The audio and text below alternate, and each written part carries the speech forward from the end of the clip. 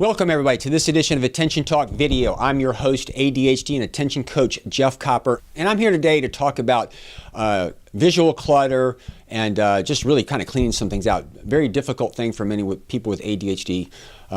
In prior videos, I brought out the notion of things being difficult to get rid of, and the idea of having your own museum where you put things that are of value sentimentally or proof that you have done something. And another video, we also talked about how when you're decluttering, the memories, that's actually the more difficult part. So if you can kind of grab all the memorabilia, if you will, and you set it aside, it's usually a lot easier to declutter.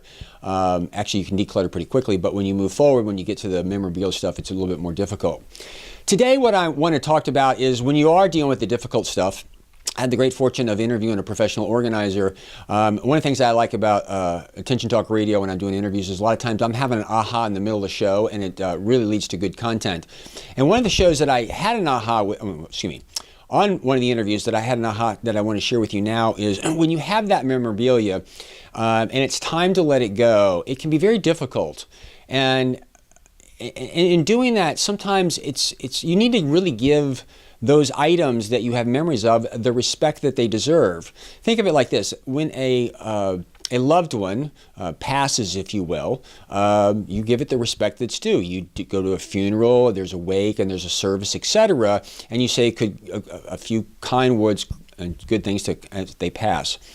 So that being said, in my Boy Scout days, flags, American flags, they get worn out over a period of time, and it's not just something that you actually throw in the trash. There's actually a very formal ritual that you go through where the flags are taken, cut up in very specific ways, and they are burned in a very specific step-by-step fashion. Very much like a funeral, and I've been to them before, and they're very, very, very moving. And so if you have a bunch of memorabilia around and you just don't have room for it, one way of parting with it literally is to just sit there and actually have a small service, a funeral, or some type of parting to say goodbye to it. I know this sounds a little bit strange, but for many it can be very, very emotional, and it can be very, very respectful for those particular items when you realize you can't keep it.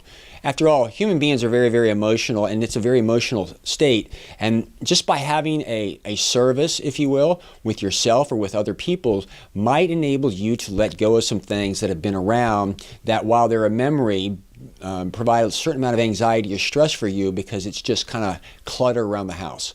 Again, as always, a lot of my tips don't work for everybody, but for those that do, it really speaks to them. I hope this gives you pause to think about it, because it can be very, very effective when it's time to get rid of some of those things that you just don't have the room for, but you need to let go. Have a formal service, give it its respect, and part company as a means to find peace and be complete. I hope you've enjoyed this insight with this video and the decluttering process. Please subscribe to our channel by hitting the subscribe button, and please, please, please leave your comments.